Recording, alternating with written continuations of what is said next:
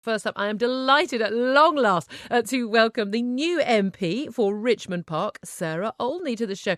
Good morning, Sarah, and congratulations.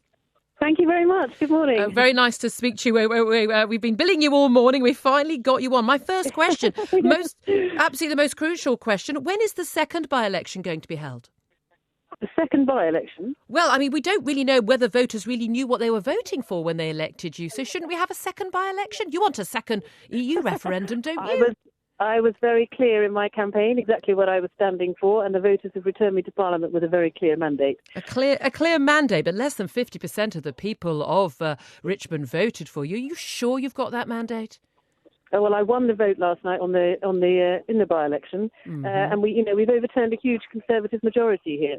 You have, and yet you have questioned the EU referendum vote. You say that one of the biggest issues on which you stood, I mean, we thought Heathrow would be the big issue. There wasn't actually a single candidate who was campaigning for a third runway for Heathrow. So Heathrow became a dud issue in the election. It became all about Brexit. In what way have you got a mandate from the people of Richmond? If you don't have more than 50% of the vote on the EU referendum on June the 23rd was a much clearer mandate, wasn't it?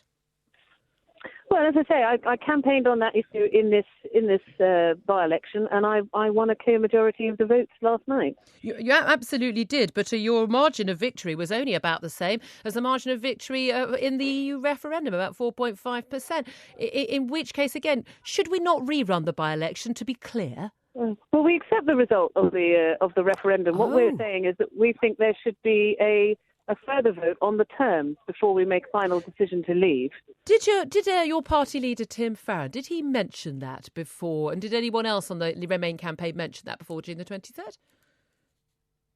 Well, it's a development since the referendum. I mean, so we're allowed to change our policy after the referendum and then go back and revisit the referendum. Is that what we're doing?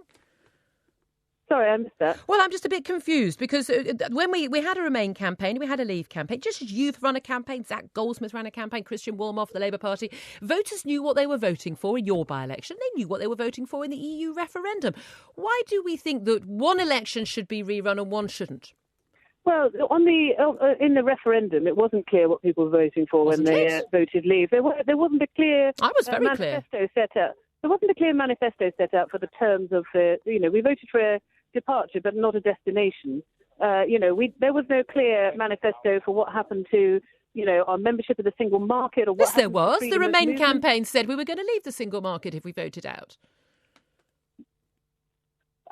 Yes, they did. They repeatedly, every single leading member of the Remain campaign said a vote to leave the EU was a vote to leave the single market. Nothing unclear about that at all. I'm really sorry, but Sarah only has to leave now. No, she doesn't. Sarah, if you want to be elected Member of Parliament, I think you should probably be able to answer some simple questions about your policy. Can you get Sarah back on the line, please? Sorry about that. We've waited an hour.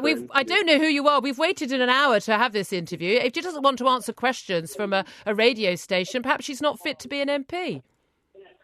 Yeah, I'm very sorry. She's got another interview now. Has she got another interview now? That's funny because she was booked in for this time. So that's the Liberal Democrats, folks.